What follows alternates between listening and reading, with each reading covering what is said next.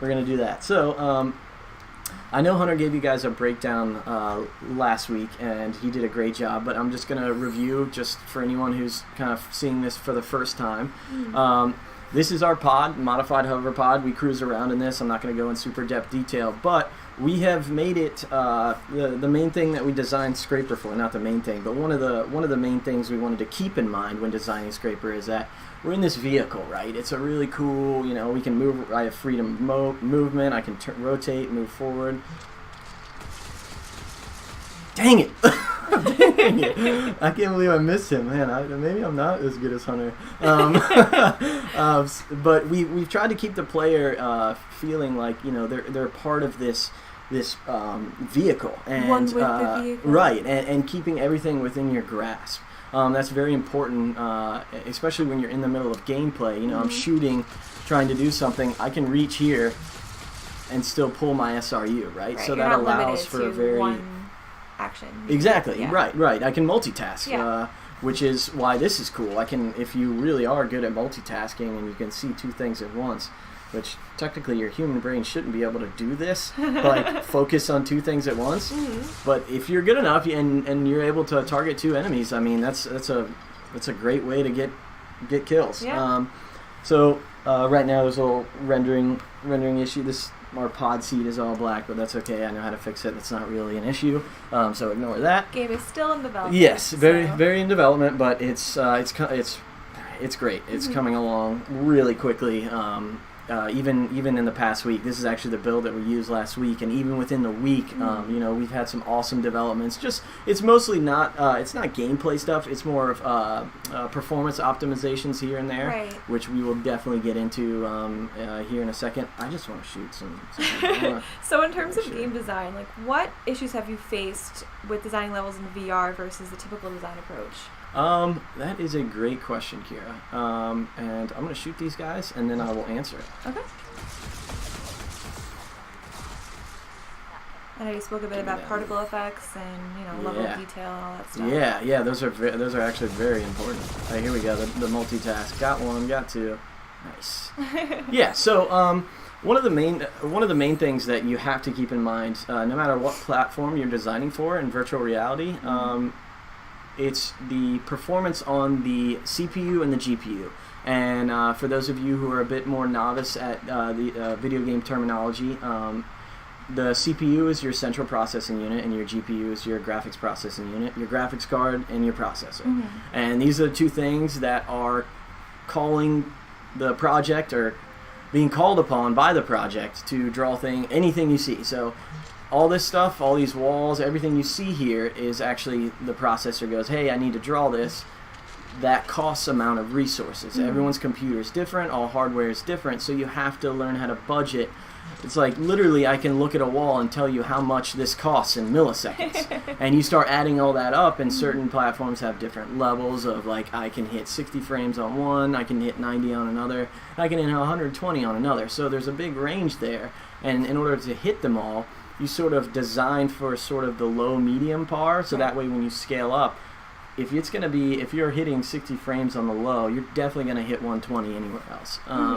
So keeping that in mind, one of the things that is the most helpful, I would say the most beneficial, is something that we call static mesh instancing. And essentially what an instance is let's say, here he is. Oh, darn it. He ran away immediately. I must have scared him. So basically an instance is... What's up? Are you playing on hard mode? I am playing on hard mode, Hunter, yes. Which is why I haven't died yet. So basically it's like I like to look at it as a lightweight copy. A copy that holds information like location and maybe some simple collision. And what that does is it allows you to, the term batch, we use batches. So a good example would be if I wanted to optimize what we're looking at here, okay, and you actually have to instance like objects. So all these fences right here, I know that when I step around this corner, let me do it. I know that when I step around this corner, these are always going to be in view together at the same time. So instead of the CPU going, I want to draw this one, I want to draw this one, I want to draw this one. It goes, I want to draw this one, and it's the whole thing, right? So it's 1 instead of 8 or 12 unique calls.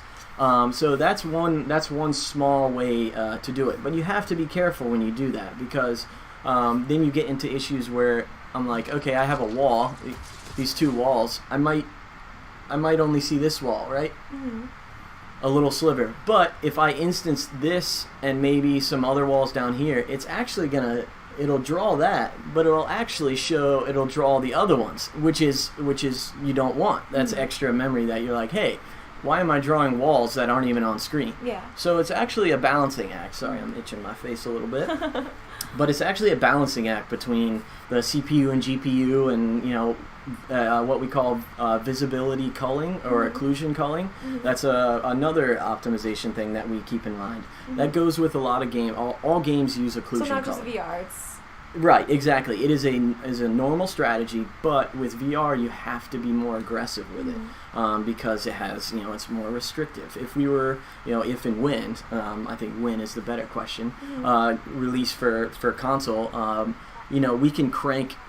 I can put tons of stuff in this environment and not have to worry so much about, managing things like the GPU and culling and stuff like that. Another big one that all games use, they're called LODs. LOD is level of detail. And essentially what that is here. I'm going to do something really cool here. I'm going to scoot up close. I'm going to keep my headset on. We have one of our awesome programmers, Tim. He created this. This won't be in the game, so I'm going to take this out. Can you see, by the way, you're on the stream screen? Oh, yeah. Okay, good. Yeah, I got you. Let me make sure this... It might still have focus, but just in case... I'm going to do this. Okay. Alright, so when I press Y, it's going to unlock me from the camera. It's kind of creepy, because you shouldn't do this unless you're very comfortable in VR, because moving without your headset will make you sick, but I'm okay with it. So... This is essentially a debug camera, and it allows me to... You can see the player character. Cool. Yeah, pretty cool, right? Yeah. So basically, here's enemies. They aren't going to aggro me. I'm just a camera, so they don't pay attention to it. But LODs. So I'm going to show you a cool thing, and it's hard to notice. It's not the easiest to notice, but sometimes you notice it more. Right now, I'm a set distance away from this militia bot, right? As I get closer... Let me grab the mouse. As I get closer... You see that? You saw it pop for just a second. It's hard to tell, but then there you go. So it's actually changing the amount of geometry on the character. So instead of, the base, what they call it looks so cool. The base LOD is 0, and you create LODs above that, 0, 1, 2, 3, and those store the same character just with lower poly count. So what that does is, much like the instancing, it reduces overhead on the CPU. So that's just one other example of it, and this is cool. I haven't done this in a while. It's cool because you can hear his idle animations. He's got this little, and that's great. Shout out to our animator Alex. He's working really hard and he does a great job, and this is awesome. Okay. All right, so I'm going to get back in the pod, but yeah, so this is the debug camera. Let's see, I think another thing we had is LODs on particle effects, and that one is actually more difficult to do, and I'll tell you why. Particle effects, give me that back. Particle effects are awesome. We all know they're awesome, and they make games awesome, but they can be very expensive, and it all depends on what the particle effect is. So right now I'm going to pull up my weapon wheel. Is that why in some games they repeat the same effect? Right, yeah, they will. They'll reuse effects because they know that effect works well. Making particle systems from the ground up is not easy. It is probably one of the more, that I've seen, one of the more advanced. To do it right, to design a particle system from the ground up and make it run well on all platforms and work, it's not easy, and that's something that is a skill that's very selective. So when you find a good Viz effects artist, hold on to them, because it's a skill. You have to know vector math and shader code and all this stuff. But what it essentially does is we're allowed to, Unreal has a Cascade, that's their particle system editor, if you will. Within that system, you can create, much like characters, LODs. I'll give you a very quick example of one that could work, that works fairly well. I'm going to give myself. So I am cheating, so sorry, Hunter. I did kind of cheat you. I think he did this, though. He got all weapons, didn't he? I think he did. Yeah. Okay. All right, so all you people who aren't, or who are watching the game for the first time, these guns here, and even if this isn't your first time, you won't get all these out the gate. You'll have to build some of guys. these. Yeah, sorry, but it's definitely rewarding. You'll build it, and it kind of appears in front of you, and you equip it, and it's really cool. But one of the good ones is the Equalizer. Hunter used this last week. Grenade launcher, pretty sweet. I did too. I think I used the same thing. Yeah, exactly. It's super fun. But what this has is, as I fire it, you can't tell, but as it gets further away, it changes what the particle effect looks like and how it behaves. So that way, if I was closer up, it has a better effect than if I were far away, and it's very subtle, so you can't see it, and that's the trick, making it so it's not. Now, obvious. What does that optimize? Like, is that it depends. That's a really good question. It depends, because particle systems can run on the GPU and they can run on the CPU. Okay. Anything that has, let's say, like I had a character and his effect. I'm gonna squeeze my fist. And he did a punch, like he punched the ground and did a shockwave, right? That shockwave effect is probably going to be using what we call a static mesh. Okay. And it'll create a static mesh. Now, that is where it becomes CPU. GPU is like, hey, I have sparks flying, and I can they bounce on the ground, and it's like just like sparks. Those are GPU particles. But you can set that within the Cascade particle editor. So those are all things. I got my. Oh, he's not gonna see ya. EMP? Gotcha. Hey Josh, thanks for joining up. It's my friend Josh. Hello. Alright, sweet. So yeah, those are just a couple things we did. I think I touched on, probably not on front of the camera, but I told you, occlusion culling. That's something that I kind of briefly spoke about, but it's essentially like if I were to put this crate behind this big crate and I step back a little bit, if I'm never seeing it, it disappears in the world and doesn't cost anything. So right now, behind all of this wall, that level, all of that stuff should not exist, technically. It shouldn't be visible. As I move into it, things become visible. I heard that in Silent Hill they actually use the fog as a way to save. Right. That is actually a strategy that I'm going to look into as well, because we have certain areas that are more heavy in combat, and we need to get some performance back. So in order to do that, maybe use fog to hide distant things. Right. Yeah, that is a very, very common thing, especially in VR, because fog's pretty easy to do. But for us, it's like, why is there fog inside of a building, right? It's like, okay, it kind of makes sense. I get that. Pretty good. And at any point, I'm going to be cruising around these levels. I might restart once or twice because I have that good save point, so we can just restart if anything ends up going a little haywire.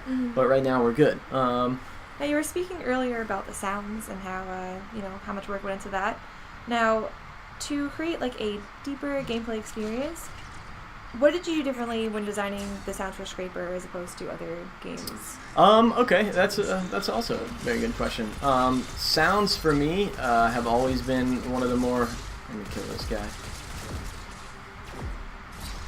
See ya. All right. So sounds for me have always been one of the most important parts, aside from the visuals. You need to have the visuals. And a great example for me is Battlefield. They do a great job of having very immersive sounds. Right. The first time I experienced that was back in the day in Battlefield 1942, and it just captured me. And from that moment on, I realized that sounds played just as much important role in the game as everything else. Right. Like the soundtrack even can change right. the entire feel. Like Exactly. I love Doom because I feel like I'm just so badass. Like it's so much fun. Right. Yeah. Right. And it's all it is. It's the sounds driving you. I mean, you have games based on sounds. It's, Beat Saber. It's doing great, and it's literally VR Guitar Hero. Like it's fantastic. But it's sounds. And for me, that translates to making sure sounds in VR. The cool thing about VR is that you're already in the 3D space. So if I play a sound that has something called volume attenuation, what it'll do is, this one in particular, as I shoot this further away, you won't hear that explosion as loud as if you heard it right here. That's something you call volume attenuation, and that helps create the believability that the sound exists in 3D space. Right. Also, we don't use this, but there's a really cool plugin, and it's a term, it's a nice fancy term. It's called binaural spatialization, and this actually happens naturally in the world every day. What it is essentially the natural phenomenon of your head, the shape of your head, when a sound, so let's say I have a sound coming from the right, coming into my right ear, my head, the shape of my head, will actually block some of that sound before it reaches my left ear, and it's going to sound a little different in my left ear. That's essentially binaural spatialization, and there's a plugin that I want to explore, especially for our game, that will allow that to happen. I don't know how expensive it is, I'll look at that, but that can really create even more immersive experience. Now, you have to really be good with sound to be able to tell the difference between regular spatialization. So there's volume attenuation, and then there's audio spatialization. Spatialization is essentially like the distance between your left and right ear. It's a stereo sound. It hits your face.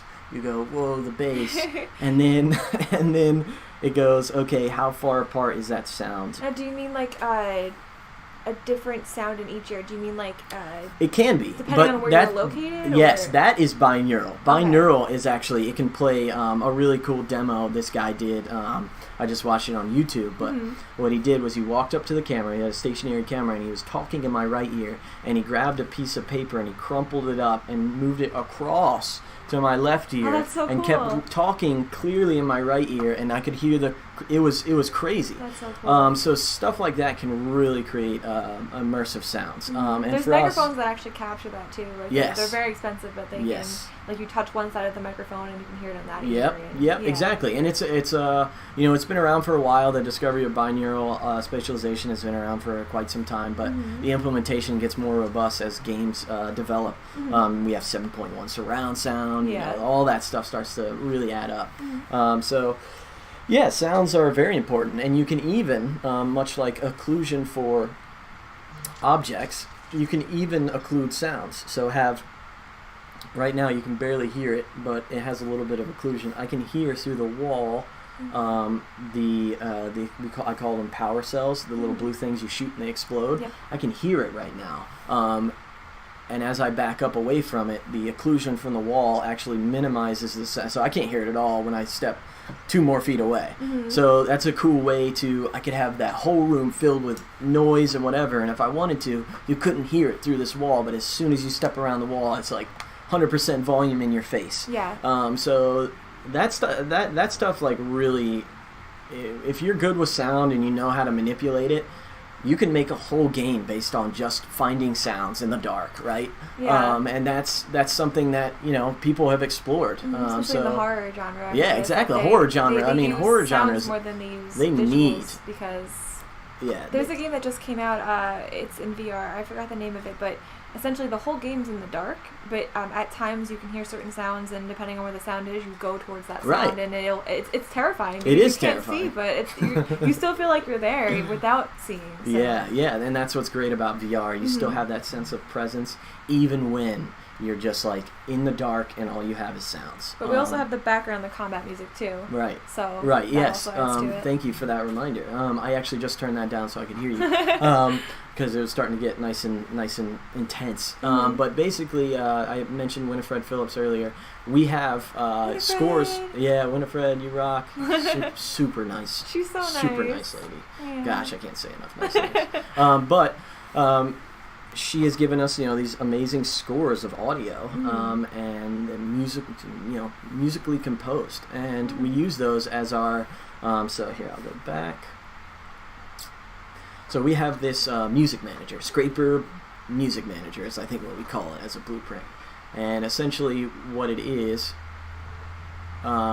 it allows us to, when you enter a floor or a level, it'll play background music, right? What you hear right now. And as I enter combat, it should fade out of that, fade into combat music, and then after some time, it'll be like, okay, you're not in combat anymore. Fade back into the regular music. So let's before you test even get that. to like a boss room, sometimes you hear combat, and you're like, oh, Right, right. the boss is coming. Right, and that's audio cues. It's a great way to prepare someone for some emotional, intense something coming up. I feel like even movies sometimes use those to all the time. Sometimes mess with you. There's that new show called The Horror of Hill House, and they'll actually play like terrifying music before, and then there'll be nothing there, and it messes with you. Yeah, you completely expect quiet. It to be, yeah. Oh yeah. Oh yeah, I know that one. Oh no. They're talking about echolocation right now. Amanda says that's what dolphins do, and Hunter says so do bats. Shout out to all the bats. Say what? Well, I barely heard. Echolocation's the chat right now. They're talking about dolphins and bats. Hunter says, what's up, bats? And Amanda says, shout out to all the bats. Nice. Yeah, bat. I mean, they can't see nothing, and they survive. They do great. Bats are the homies. Yeah. Batman's my hero. So. So I don't know. I'll get into combat again, but if you guys heard, it basically we were out of combat, got into combat, and immediately went into combat music, and now we're back into background music. And that's a great way, as you said. A lot of games do this, and sometimes it can actually it can hurt a game if it, like you said, if it does it too early. Yeah. Let's say I've already done that stage or something, or I haven't done that stage, whatever stage means in this instance. And I hear the music change. I can go, hold on, like something's about to happen. Let me change my weapons out. Yeah, let me do something, right? And sometimes that can be a negative effect, so you have to time it. You don't want someone to, you want to implement a jump scare and then have this music start playing that's creepy and the person get totally prepared for it. You want them to be unaware.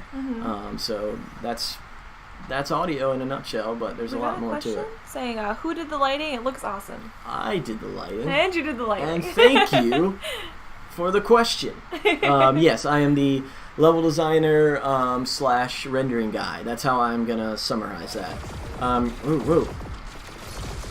Let me kill this fool. Yeah, bite the dust.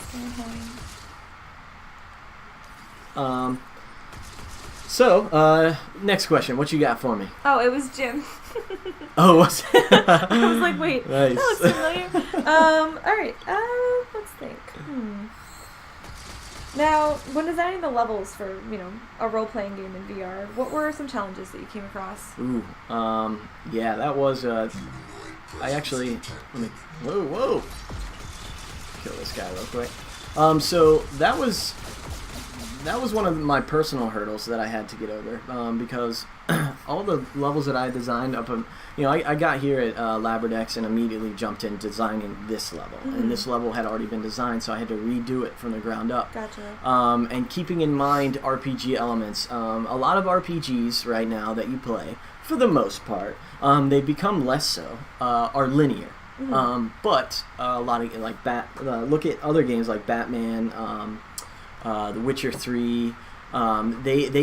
It's still an RPG. It's still, the overarching story is still linear, but they allow you to explore and do.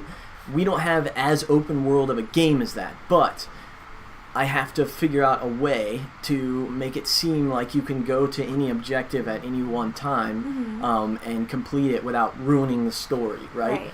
So designing a level that lends itself to a linear yet non-linear gameplay is not an easy task. It's like, how do you maintain the storyline while doing objectives right, out of order? like how do we make sure that something doesn't get played out of order? Right. And that's a combination of, I will not take credit for all of that, because that's a combination of mission management, which shout out to Victor, production manager, product manager, team awesome guy. Basically making sure that these missions play in the right order, but you can play them out of order. Right. So right now, I don't have to do that. That's optional. I'm not going to tell you guys what mission that does and what that completes. I know you'll have to figure out by buying the game and playing it. But each of these missions I can do kind of out of order, and it'll work. Now the hard part is getting enemies to respond to that. Right. Because let's say I go to one terminal and do that objective, and I wanted enemies to come out when that happens. But what happens if they have to go back to that terminal for some reason, right? Do I want enemies there again?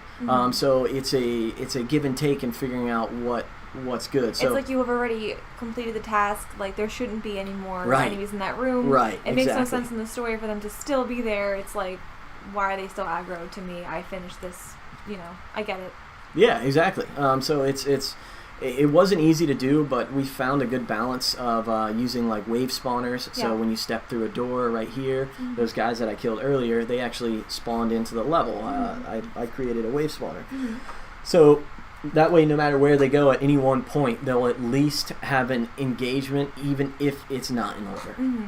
And that was something that I'm constantly trying to keep in check, even as I design levels now. You have to keep that in mind. So, that's a good question. That was very difficult to do though, and it's going along great. Like this level, I love playing this level now. We have an area that you can just sort of. It doesn't lead itself to linear gameplay really at all. It's more of a spawn. It's sort of a. I'll tell you guys. It's like a farming. You can come here and farm, but you will come here and die too. You can also to craft. exactly. But you have to be careful because you will die. This area was hard for me. Yeah, I feel like you have to kind of figure out where I'm to gonna group them. kind of cheat here. No, okay. But I figured out you had to like kind of group them in an area and then kind of alt them at once. Yeah, you can. I can show you another way to do it. My energy is low. What are we looking at for? I guess I'll go into the maintenance pad and repair in a second. I'll complete some objectives. Here's how I do it. I do this guy. Actually, let's.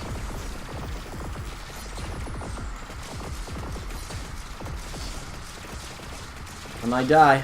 Melee. Nope, got it. Woo! Good job. Alright, so yeah, usually, and what I'll do is put this in my left hand because this hits faster and harder. This is a pretty good combo. This is the slagger, and so... Oh, that's why I'm hurting. I might actually die. I'm running. I'm out of here. Oh no! When the game strikes back. Oh no! I really hope they don't follow me into this room because I'm sparking right now. I got low energy.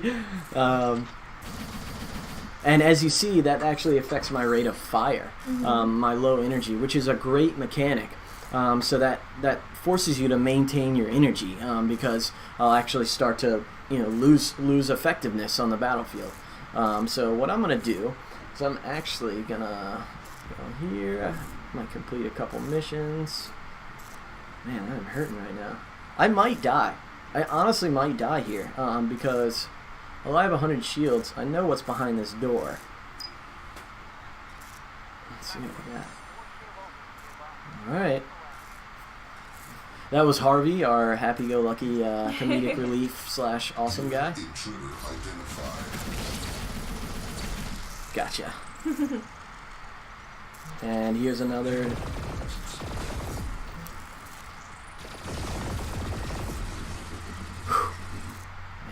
That was close. I wouldn't have killed him without that. Alright, cool. I kind of don't want to show them that, but I think they've already seen it, so. I just want to get unlocked. This will help me unlock the room where my maintenance pad is. So, local files available. Hey! GL40 NHD. I don't know if any of you guys noticed that. GL40 NAHD. NADE NAHD. Ah! Yeah. It's sneaky. I didn't come up with the names. Our genius big man came up with a lot of the names, and they're pretty good. I like them a lot. The Nade one is great. So they're running through some dialogue, and now what I'm going to do, new objective appeared. Ooh. So are you going to beat the level right now? No, I'm not going to try and beat the level. I'm just going to repair my, refill my energy. Refuel, I guess that works. Yeah, that's like a vehicle. Give me that. Hopefully I have enough materials.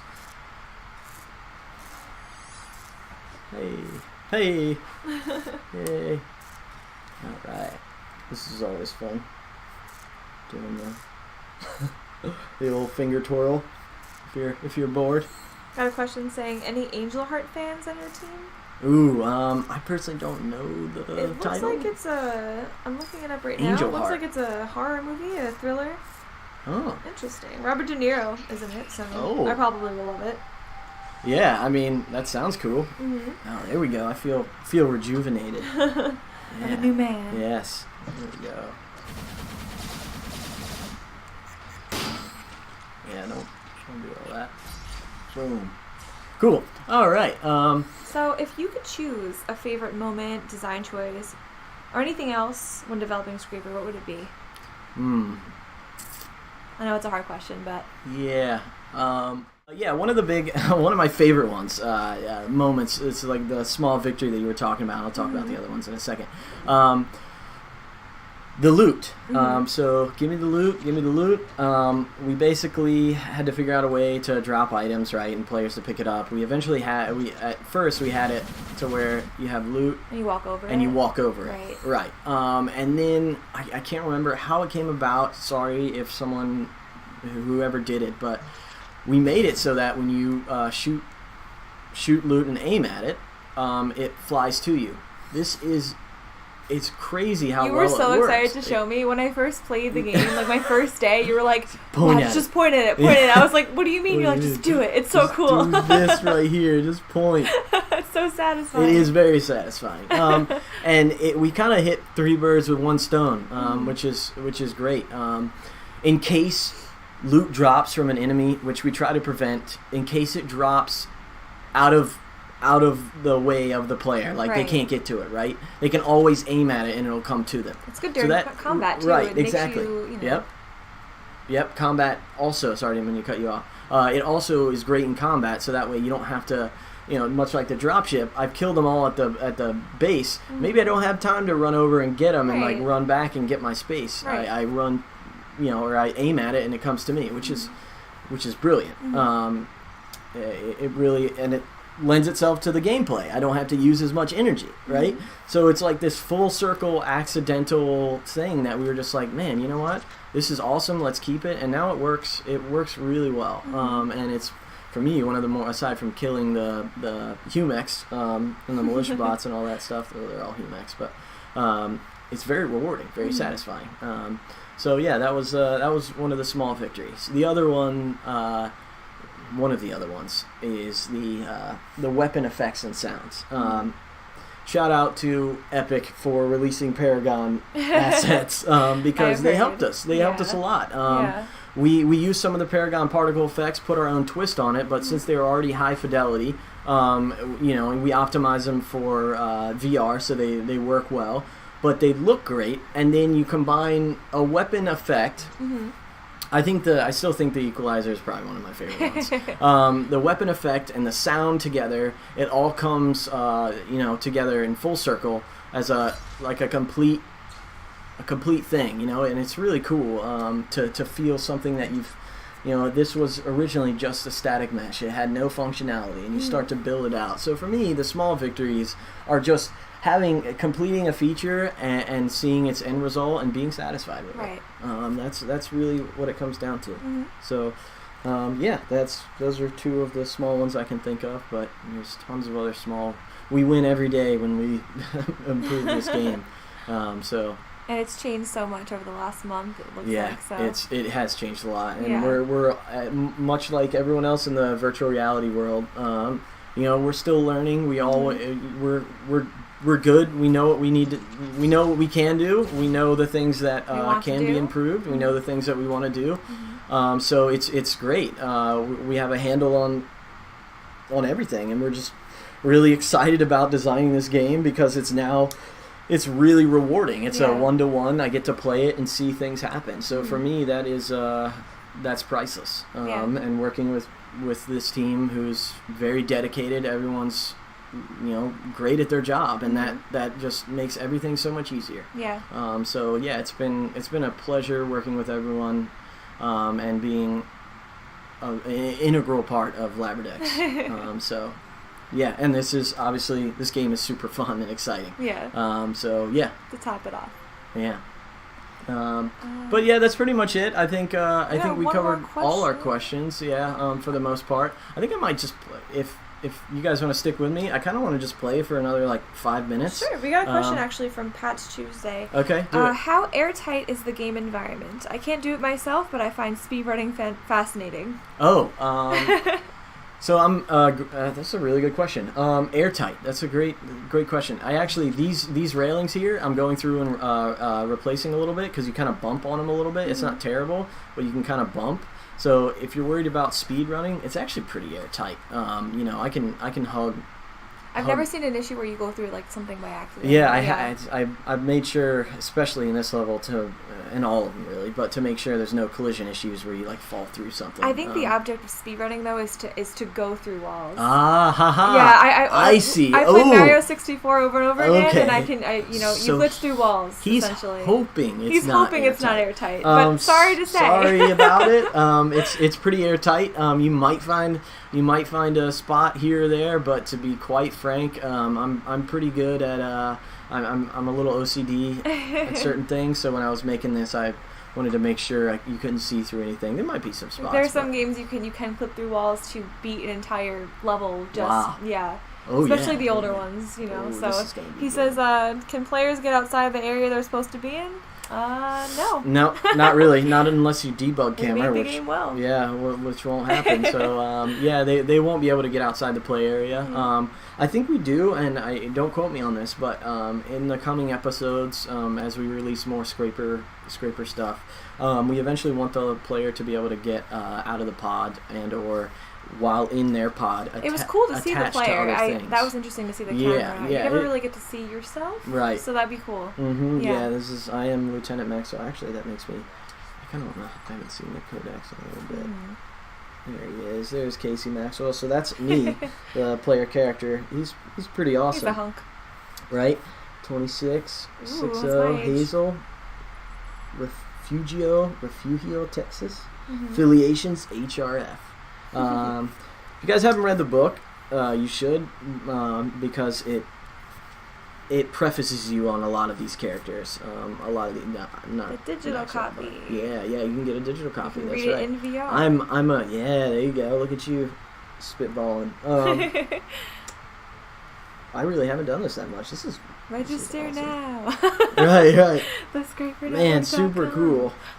I haven't done this that much, but mostly because I'm designing levels, I don't get to mess around with the UI. So this is fantastic. We got our resistances here, and again, Hunter went through a good bit of this. He did, yes. Last week, actually, if not all of it. He wasn't sure about some of the resistances, but you kind of pick it up as you go. Yeah, you'll figure it out. They're actually mapped on the. Look at this. They're actually mapped on the weapons here. Oh yeah, that's so cool. See that? And we're gonna do some other changes to the weapon wheel to make it a little bit more obvious. But yeah, this is pretty much you can see your resistances there. And a new thing that we did that I wanted to do with the build, we've moved the ammo, as you can see here.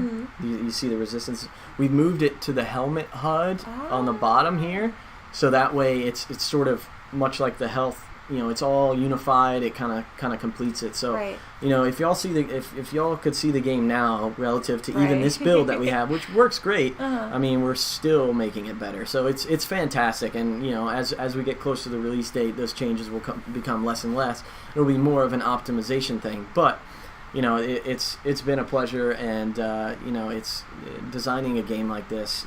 There's not that I can think of anything else like this out there on the market. An RPG that's full locomotion. We have different types of mechanics, like building stuff. It's not just an RPG in the classic sense of play as a character.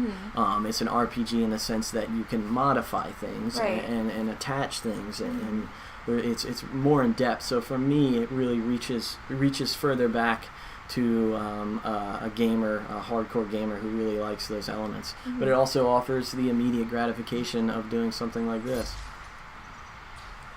And now I'm going to be in trouble. Or are you guys going to be in trouble? Oh, blow up! Why aren't you blowing up? Oh, you're dead. Let's bounce this. Let's bounce this one. Boom. Amanda asked, what would you say the hardest part so far when it came to development for Scraper? Ooh, the hardest part for me is getting away from dynamic lights.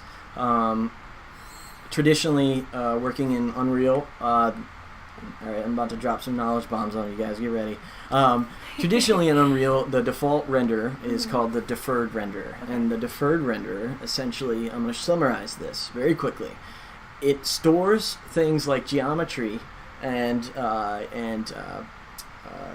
things like normal maps, texture map, stores it into buffers, and then those buffers, essentially, it defers lighting until the end. Essentially, it builds all these buffers, puts it all together, slams it into a final image, and then throws lighting over top of it. That's deferred rendering. Forward rendering is essentially lighting first and then everything else, right? Gotcha. That's a very, very high-level summary. That's not not a detail, but just so you guys have an understanding. So the deferred render in UE4, when you're not doing VR games, you can use dynamic lights, and dynamic lights are super powerful. They can move around the world and light things dynamically. They have a higher fidelity. So the hardest part for me specifically was getting lighting, like these little lights, to look good and still interact with the environment. So these lights right here are actually not dynamic, right? They're not going to move. They're never going to change in the world. But somehow I've gotten it so it lights up.